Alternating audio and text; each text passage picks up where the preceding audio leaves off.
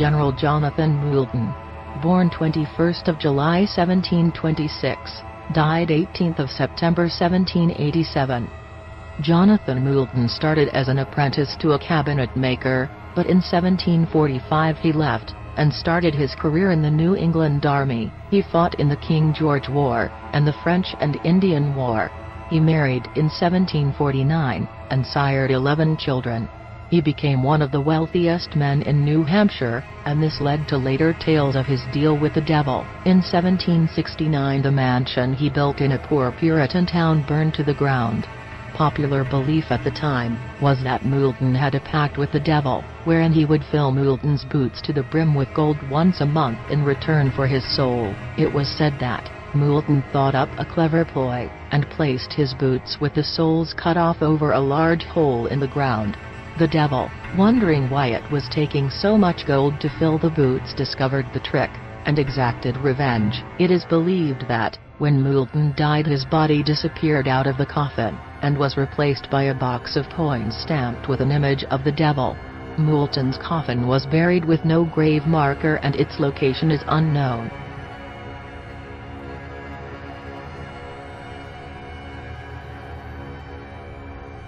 Gilles de Rais, born 1404, died 1440. Gilles de Rais was considered intelligent, courageous, and very attractive with a bluish-black beard. Born to one of the most distinguished families in Brittany, he came into his own when his father died in Gilles' 20th year. He found himself with untold wealth and power, which eventually led to his downfall. Gilles got an attack of keeping up with the Joneses, which ultimately led to the loss of much of his wealth. In desperation he began to experiment with the occult, under the direction of a man named Francesco Prelati, who promised that Gilles could help him regain his squandered fortune, by sacrificing children to a demon called Baron. Over the course of his killing spree, Gilles raped, tortured, and murdered between 80 and 200 children. He was tried, found guilty, and executed by hanging and burning.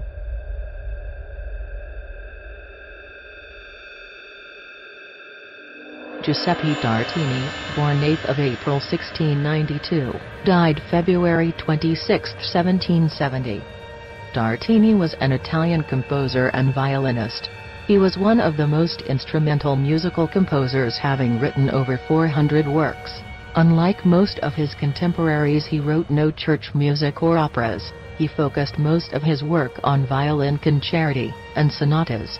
His most infamous piece is called The Devil's Drill Sonata.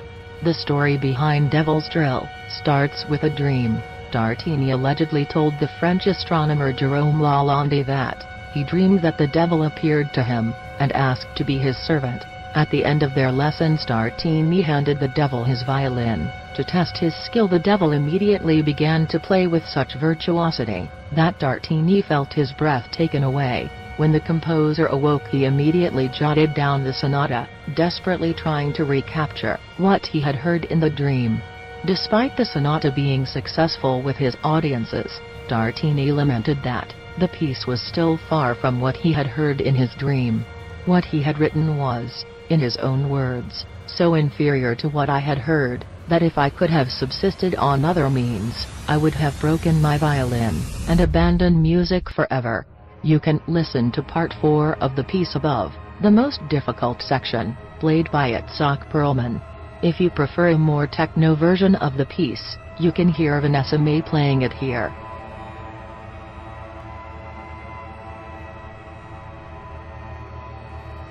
Johann Georg Faust, born circa 1480, and died circa 1540. Dr. Johann Georg Faust was an itinerant alchemist, astrologer, and magician of the German Renaissance. His life became the nucleus of the popular tale of Dr. Faust from ca.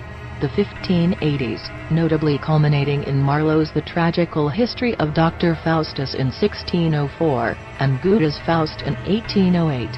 Legend has it that Faust wanted a life of pleasure, and having been involved with the occult, learned how to summon the devil. Having done so, he made a deal with him for his soul in return for 24 years of service from Satan. Unfortunately, after 16 years he regretted his deal, and wanted to withdraw it. The consequences of this attempt to withdraw the deal are well known to any who have read the various fictional tales of Faust's life. The devil brutally murdered him.